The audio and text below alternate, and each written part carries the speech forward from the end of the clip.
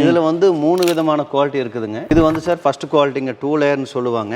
இது 200 மைக்ரானுங்க இதனுடைய thickness colour layer. அது கீழே வரது எல்லாமே PVC மெட்டீரியலுங்க, pure virgin material.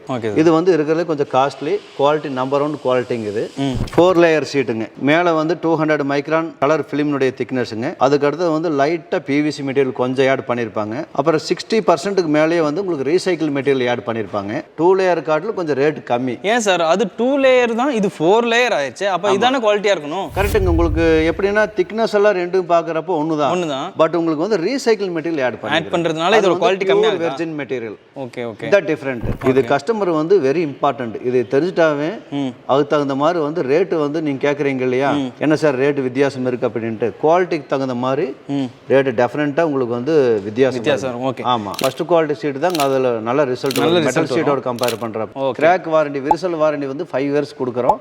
Life வந்து more than 20 இயர்ஸ்ங்க. ஓகே.